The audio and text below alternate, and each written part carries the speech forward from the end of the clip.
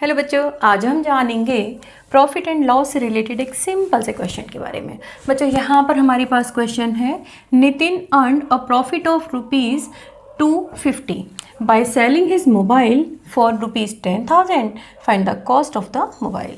बच्चों यहाँ पर जो क्वेश्चन है ना, यहाँ पर क्या है कि नितिन जो है उसने अर्न किया है, यानी उसको मिला है, क्या मिला है, प्रॉफिट मिला है। कितने रुपीज़ का प्रॉफिट मिला है, ₹250 का, यानी ₹250 का उसको प्रॉफिट हुआ है। अब किस चीज़ पर हुआ है, बाय सेलिंग हिज मोबाइल। उसने क्या किया, अपना जो मोबाइल था ना उसको सेल कर दिया, बेच दिया, और उसको प्रॉफिट जो मिला है 250 का मिला है। अब जो मोबाइल है वो उसने सेल किया है ₹10,000, यानी 10,000 में उसने मोबाइल को सेल किया है, यानी SP जो है मोबाइल का वो है ₹10,000, ठीक। और उसको प्रॉफिट मिला है, कुछ क्या मिला है, प्रॉफिट। अब जो प्रॉफिट है वो कितना मिला है, वो है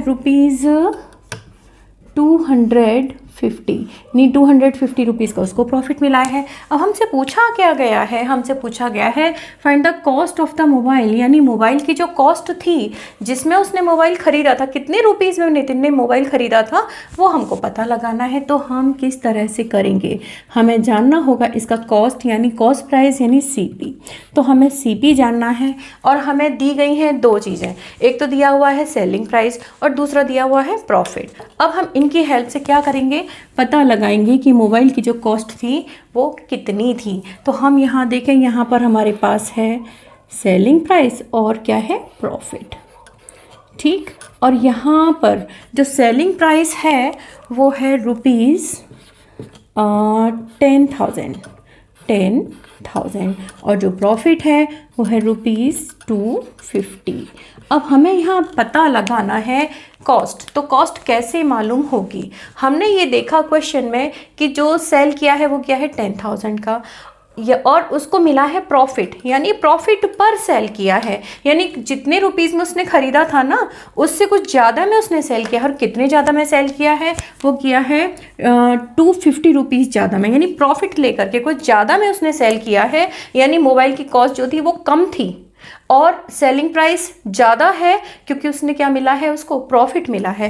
तो अब हम क्या करेंगे कि यदि इस जितने रुपीज़ में उसने ख़रीदा है इस प्रॉफिट को हम क्या करें, अगर हटा दें, निकाल दें, यानी माइनस कर दें, तो हमको पता चल जाएगा कि जो मोबाइल की कॉस्ट थी ना वो क्या थी। क्योंकि कॉस्ट कम थी, सेलिंग प्राइस ज़्यादा है, तो सेलिंग प्राइस में अगर हम प्रॉफिट को माइनस कर दें तो हमें मालूम हो जाएगा कि मोबाइल की कॉस्ट जो थी वो कितनी थी। तो बस सिंपल, अब क्या करेंगे, माइनस करके देख लेते हैं कि जो कॉस्ट प्राइस है मोबाइल की वो थी कितनी। वो है, आपने जब माइनस किया है इसको तो 10,000 से आपने माइनस किया 250 को, आपको मिलते हैं यहाँ ₹9,750, यानी आप आसानी से बता सकते हैं कि जो कॉस्ट थी मोबाइल की वो थी 9,750, यानी 9,750 में उसने मोबाइल को ख़रीदा था, और फिर उसने जो सेल कर दिया ना वो कुछ ज़्यादा में, यानी 10,000 में सेल किया है, और उसको जो प्रॉफिट हुआ है वो 250 का हुआ है। तो देखा आपने कितनी आसानी से इस तरह के क्वेश्चंस जिसमें हमें दिया हुआ हो प्रॉफिट और सेलिंग प्राइस और पता करना हो CP, यानी कॉस्ट प्राइस, तो हम क्या करेंगे